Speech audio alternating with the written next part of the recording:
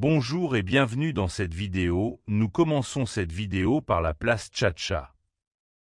C'est ici que se tenaient les grandes ventes d'esclaves, dirigées notamment par le négociant brésilien Francisco Félix de Souza, figure incontournable de l'histoire de la traite au Bénin. Des centaines d'hommes, de femmes et d'enfants y étaient alignés, examinés, puis vendus comme de simples marchandises. Aujourd'hui, la place est silencieuse, mais elle garde encore l'écho de ses cris et de ses larmes. Nous sommes en effet à Ouidah, au Bénin.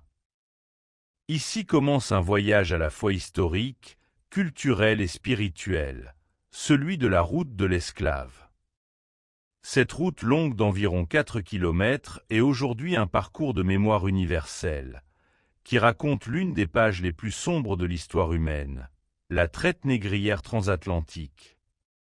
Marcher sur ces traces, c'est revivre l'itinéraire qu'ont emprunté des milliers d'hommes, de femmes et d'enfants arrachés à leur terre natale pour ne plus jamais revenir. Du XVIe au XIXe siècle, Ouidah fut l'un des principaux ports de départ des esclaves en Afrique de l'Ouest.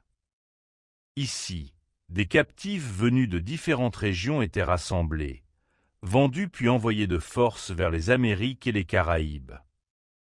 La route de l'esclave retrace ce trajet symbolique, de la place Chacha, ancien lieu des ventes aux enchères, jusqu'à l'océan Atlantique, par la porte du non-retour. L'arbre de l'oubli et la casa de Zomaï sont aussi des étapes clés de cette court trajet, mais internables pour les esclaves. L'arbre de l'oubli. Les esclaves tournent autour de cet arbre, 9 fois pour les hommes, 7 fois pour les femmes, afin d'effacer leur mémoire, leurs racines et leur identité.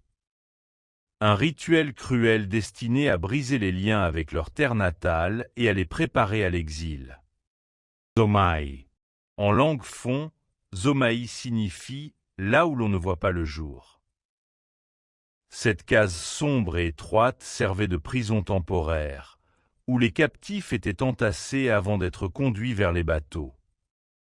L'obscurité, le manque d'air, la chaleur étouffant, tout y traduisait la déshumanisation et la souffrance. C'est l'une des étapes les plus poignantes de ce parcours. À quelques mètres de là, un autre arbre, l'arbre du retour. Contrairement à l'arbre de l'oubli, celui-ci symbolise l'espoir. Selon la croyance, les esclaves faisaient 3 tours autour de cet arbre pour que, même arrachés à leur terre, leur âme puisse revenir un jour dans leur patrie d'origine.